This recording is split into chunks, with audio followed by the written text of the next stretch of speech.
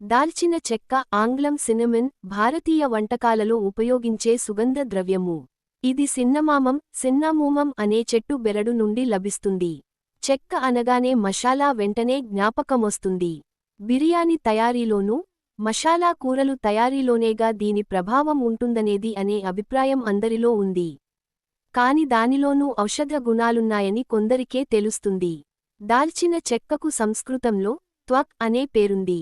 దారుసిత, తీయని మాను కలిగినది అని అర్థం అనేది కూడా దాల్చిన చెక్క పేరే. యాస్టరిస్ తెలుగులో దాల్చిన పట్ట అని లవంగ పట్ట పిలుస్తారు. అయితే లవంగం చెట్టుకు దాల్చిన చెట్టుకు సంబంధం లేదు. యాస్టరిస్ దాల్చిన చెట్టు మానునుంచి వలిచిన పట్టని ఎండబెట్టి దాల్చిన చెక్క పేరుతో మార్కెట్లో విక్రయిస్తుంటారు. యాస్టరిస్క్ బిర్యానీ ఆకు అనే పేరుతో మార్కెట్లో మనకు కనిపించేది సిన్నమోమం తమాల ఆకు పత్రకం అనే చెట్టు ఆకులు. దాల్చిన ఆకులను తేజ్పత్ అంటారు.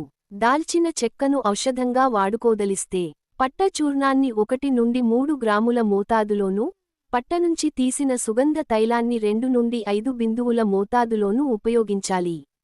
యాస్టరిస్ దాల్చిన చెక్కతో సితోపలాది చూర్ణం, త్వగాది లేహ్యం, త్వగాది చూర్ణం వంటి ఆయుర్వేద ఔషధాలు తయారవుతాయి. దాల్చిన చెక్కను సాధారణంగా కూరల్లో వాడడమే కాకుండా పొడి చేసుకుని నీళ్లలో కలుపుకుని తాగితే మంచి ఫలితానిస్తుంది. వాత వ్యాధులలో దాల్చిన చెక్క చాలా బాగా పనిచేస్తుంది. దీనిని వాడడం వలన కడుపులో వాతం బాగా తగ్గుతుంది. ఒక్కొక్కమారు పిల్లలు కల్తీ తినుబండారాలు లాగించాస్తారు. అవి విషతుల్యమైనవి. ఇందులోని విషప్రభావాన్ని తగ్గించేందుకు దాల్చిన చెక్క రసాన్ని తీసుకోవడం వలన మంచి ఫలితాన్ని పొందవచ్చు. ఒక్కొక్కమారు శరీరంలో నీరు అధికమవుతుంటుంది. ఇలాంటి సమయంలో దానిని తొలగించడానికి దాల్చిన చెక్కను క్రమం తప్పకుండా తీసుకుంటే క్రమంగా ఉపశమనం లభిస్తుంది. పార్శ్వ నొప్పి అధికంగా ఉన్నవారు కాస్త దాల్చిన చెక్కను తీసుకున్నట్లయితే మంచి ఫలితాన్ని పొందవచ్చు.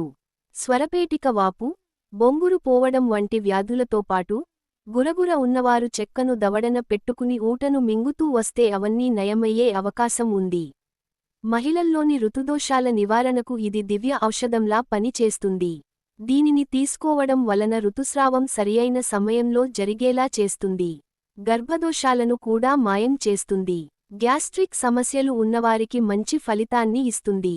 జిగట విరేచనాలను నియంత్రించడానికి దాల్చిన చెక్కను ఉడకబెట్టి పేస్టు చేసి దానిలో కాస్త నెయ్యి, పటిక బెల్లం కలిపి తీసుకుంటే చాలు.